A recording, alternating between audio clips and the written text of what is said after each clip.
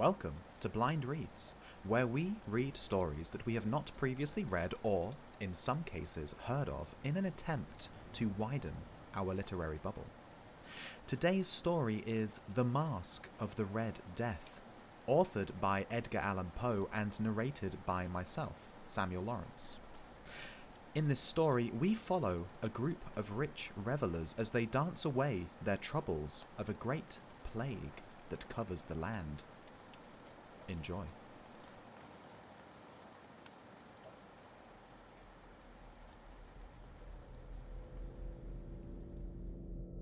The Red Death had long devastated the country. No pestilence had ever been so fatal or so hideous.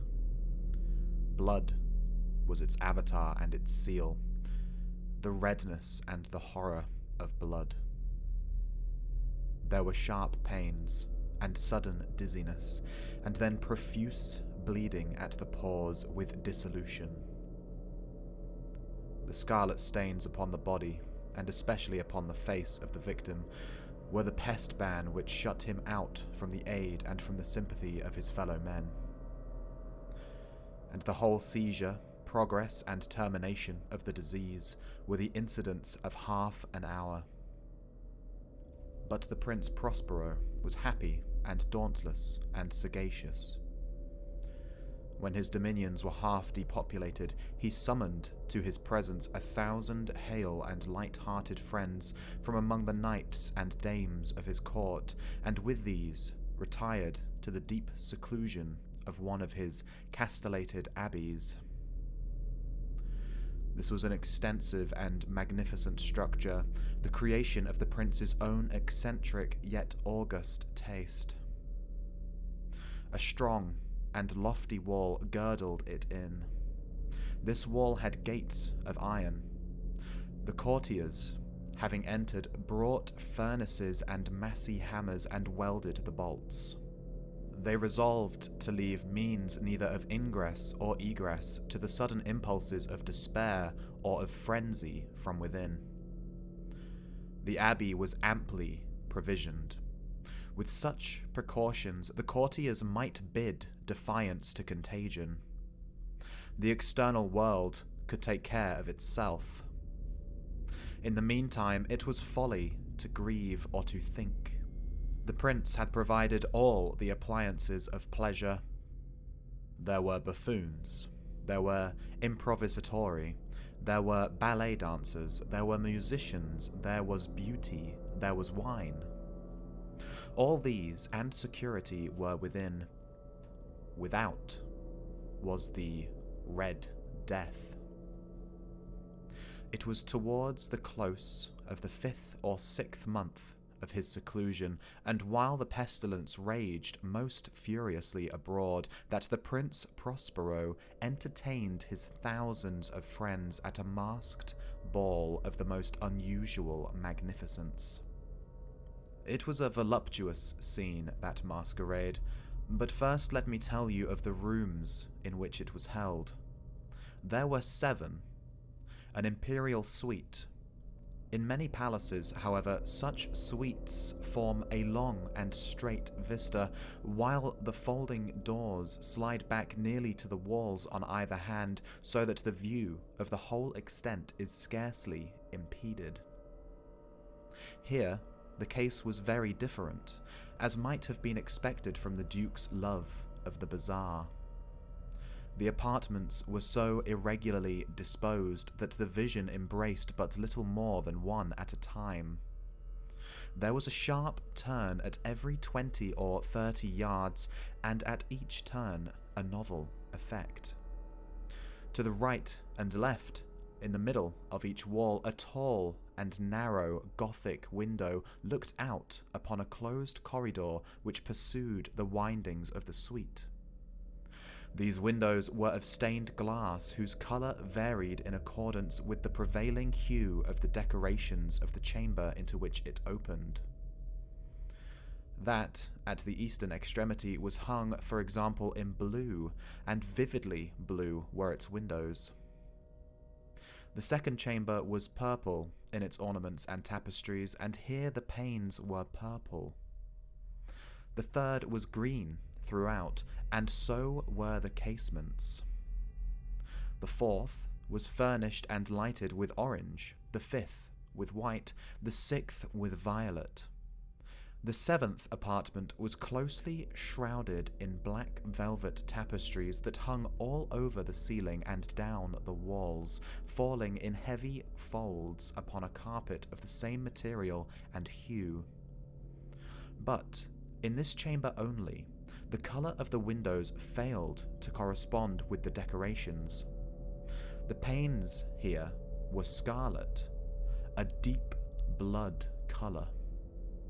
Now, in no one of the 7 apartments was there any lamp or candelabrum, amid the profusion of golden ornaments that lay scattered to and fro or depended from the roof. There was no light of any kind emanating from lamp or candle within the suite of glass, and so glaringly illumined the room. And thus were produced a multitude of gaudy and fantastic appearances. But in the western or black chamber, the effect of the firelight that streamed upon the dark hangings through the blood-tinted panes was ghastly in the extreme, and produced so wild a look upon the countenances of those who entered, that there were few of the company bold enough to set foot within its precincts at all. It was in this apartment also that there stood against the western wall a gigantic clock of ebony. Its pendulum swung to and fro with a dull, heavy, monotonous clang. And when the minute hand made the circuit of the face and the hour was to be stricken, there came from the brazen lungs of the clock a sound which was clear and loud and deep and exceedingly musical, but of so peculiar a note and emphasis that at each lapse of an hour the musicians of the orchestra were constrained to pause momentarily in their performance to hearken to the sound, and thus the waltzers perforce ceased their evolutions, and there was a brief disconcert of the whole gay company, and while the chimes of the clock yet rang, it was observed that the giddiest grew pale, and the more aged and sedate passed their hands over their brows as if in confused reverie of meditation. But when the echoes had fully ceased, a light laughter at once pervaded the assembly. The musicians looked at each other and smiled, as if at their own nervousness and folly, and made whispering vows each to the other that the next chiming of the clock should produce in them no similar emotion. And then, after the lapse of 60 minutes, which embrace 3,600 seconds to the time that flies, there came yet another chiming of the clock, and then, with the same disconcert and tremulousness and meditation as before. But, in spite of these things, it was a gay and magnificent revel. The tastes of the Duke were peculiar. He had a fine eye for colours and effects. He disregarded the decora of mere fashion. His plans were bold and fiery, and his conceptions glowed with barbaric lustre. There are some who would have thought him mad. His followers felt that he was not. It was necessary to hear and see and touch him to be sure that he was not. He had directed in great part the movable embellishments of the 7 chambers upon occasion of this great fete, and it was his own guiding taste which had given character to the masqueraders. Be sure that they were grotesque. There were much glare and glitter and piquancy and phantasm, much of what has been since seen in Hernani. There were arabesque figures with unsuited limbs and appointments. There were delirious fancies such as the madman fashions. There was much of the beautiful, much of the wanton, much of the bizarre, something of the terrible, and not a little of that which might have excited disgust. To and fro, in the 7 chambers there stalked, in fact, a multitude of dreams. And these, the dreams, writhed in and about, taking hue from the rooms and causing the wild music of the orchestra to seem as the echo of their steps. And anon there strikes the ebony clock which stands in the hall of the velvet. And then, for a moment, all is still, and all is silent, save the voice of the clock. The dreams are stiff frozen as they stand, but the echoes of the chime die away. They have endured but an instant, and a light, half-subdued laughter floats after them as they depart. And now and again the music swells, and the dreams live and writhe to and fro more merrily than ever, taking hue from the many-tinted windows through which stream the rays from the tripods. But to the chamber which lies most westwardly of the 7, there are now none of the maskers who venture, for the night is waning away, and there flows a ruddier light through the blood-coloured panes, and the blackness of the sable drapery appalls.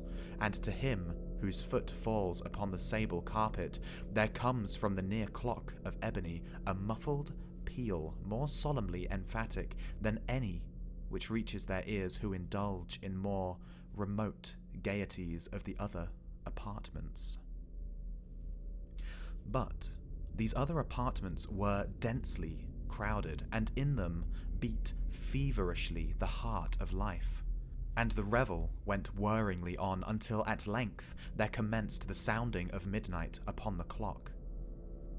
And then the music ceased, as I have told, and the evolutions of the waltzers were quieted, and there was an uneasy cessation of all things as before.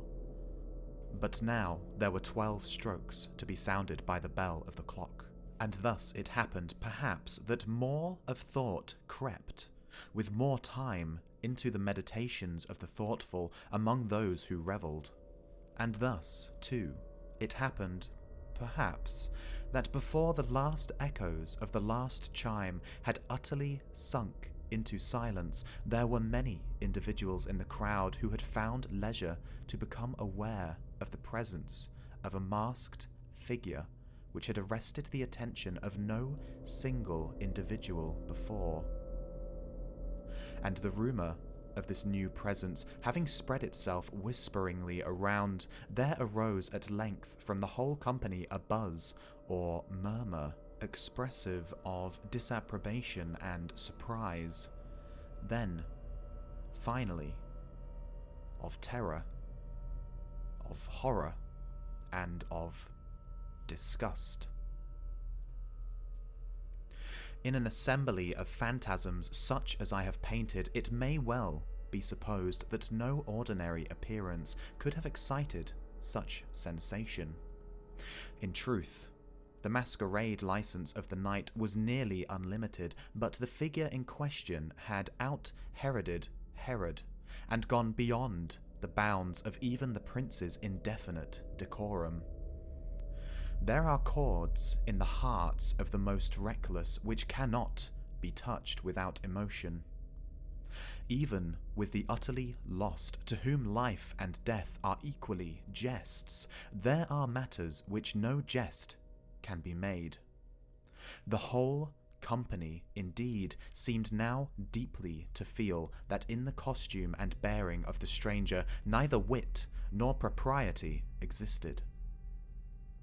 The figure was tall and gaunt, and shrouded from head to foot in the habiliments of the grave. The mask which concealed the visage was made so nearly to resemble the countenance of a stiffened corpse that the closest scrutiny must have had difficulty in detecting the cheat. And yet all of this might have been endured, if not approved, by the mad revellers around. But the mummer had gone so far as to assume the type of the Red Death. His vesture was dabbled in blood, and his broad brow, with all the features of the face, was besprinkled with a scarlet horror. When the eyes of Prince Prospero fell upon this spectral image, which, with a slow and solemn movement, as if more fully to sustain its role, stalked to and fro among the waltzers, he was seen to be convulsed, in the first moment with a strong shudder either of terror or distaste, but in the next his brow reddened with rage. "Who dares?" he demanded hoarsely of the courtiers who stood near him. "Who dares insult us with this blasphemous mockery? Seize him and unmask him, that we may know whom we have to hang at sunrise from the battlements." It was in the eastern or blue chamber in which stood the Prince Prospero as he uttered these words.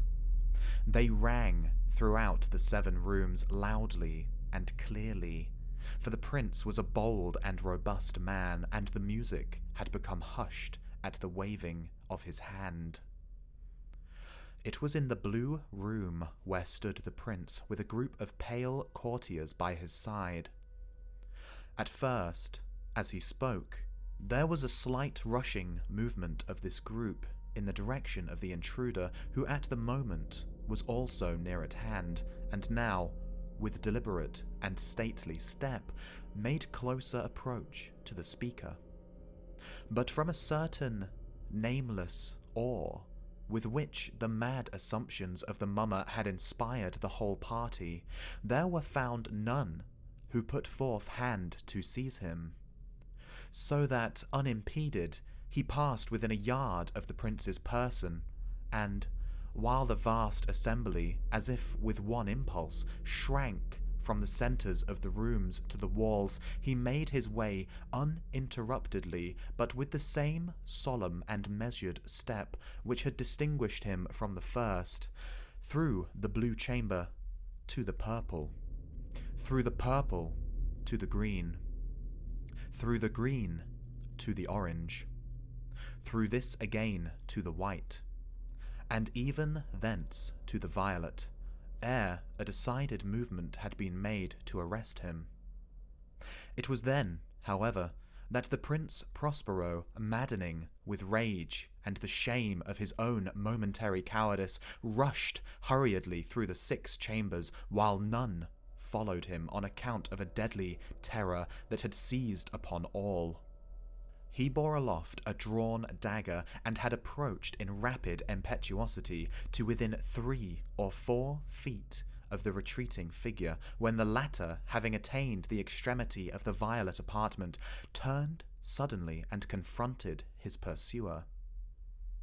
There was a sharp cry, and the dagger dropped gleaming upon the sable carpet, upon which instantly afterwards fell prostrate in death the Prince Prospero. Then, summoning the wild courage of despair, a throng of the revellers at once threw themselves into the black apartment, and seizing the mummer, whose tall figure stood erect and motionless within the shadow of the ebony clock, gasped in unutterable horror at finding the grave cerements and corpse-like mask which they handled with so violent a rudeness untenanted by any tangible form. And now was acknowledged the presence of the Red Death. He had come like a thief in the night. And one by one dropped the revellers in the blood-bedewed halls of their revel, and died each in the despairing posture of his fall. And the life of the ebony clock went out with that of the last of the gay, and the flames of the tripods expired, and darkness and decay and the Red Death held illimitable dominion over all.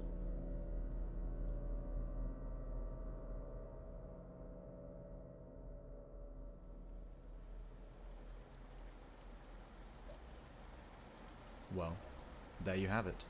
The rich and the greedy, hiding themselves away, could not escape the horror of the Red Death. Perhaps if they had used their powers to aid in the removal of the plague, they themselves could have ultimately been spared. Let me know what you thought of the story below, and thank you for listening.